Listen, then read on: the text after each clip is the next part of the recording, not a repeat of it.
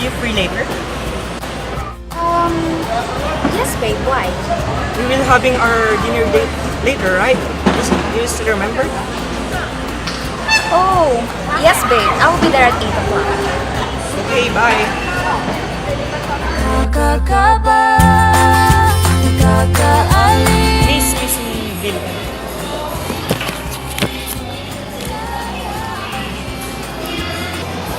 Babe, anong oras na?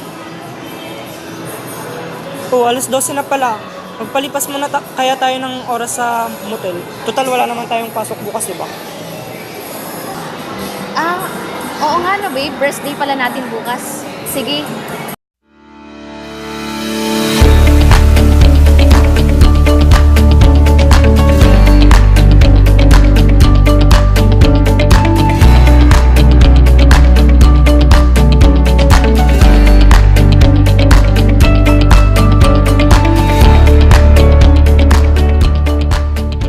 Good evening, sir.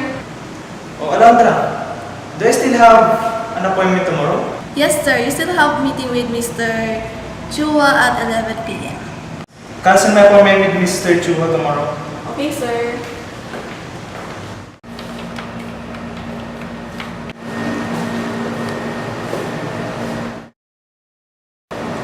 Good evening, ma'am and sir. How may I help you?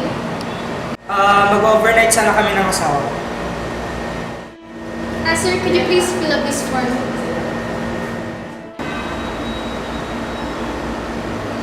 I'm sorry. Could you have a bit of privacy? Masyado na kasing personal yung information na nandito eh. Bakit ganito? Bakit kailangan may ganito? Nasaan yung boss nyo dito? Kailangan ko siyang makausap. Sir, ma'am, kalma lang po kayo. Tatawagan ko lang po yung boss ko at titignan po natin kung ano po yung kailangan natin gawin. Sir, may kliyente po tayo ngayon. Gusto ko kayong makausap. Okay, sige. I'll be there. Okay, ma'am, sir, how may I help you? Sir, we just want to ask bakit biglang may pagbabago dito sa patakaran ng hotel niyo? What do you mean, sir? Sir, sorry po. May bago pong ordinansa na pinapatupad si Mayor. Ito po.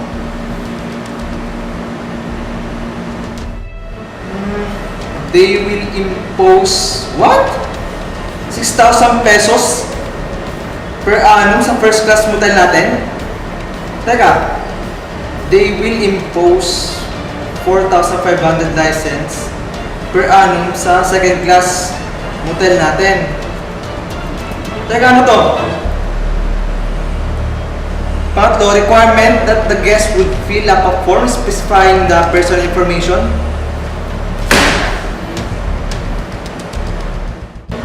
Excuse me, sir. Ma'am, natawag ko lang po sa attorney ko.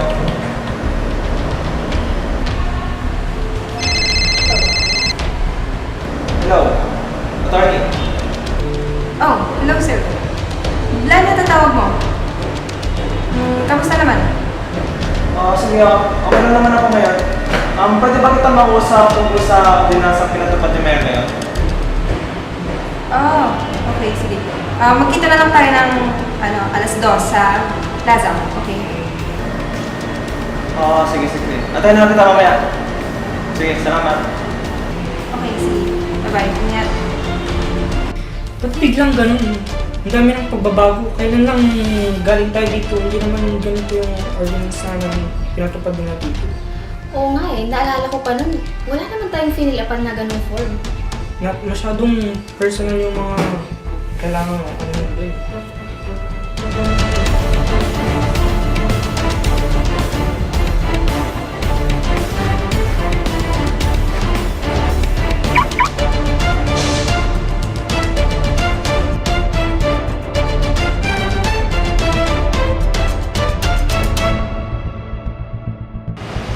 Oy, attorney. Ito nga pala yung ipinunta ko rito. Pwede bang basta tignan mo tong ordinansa na pinapapasa ni Mayor? Okay, sige.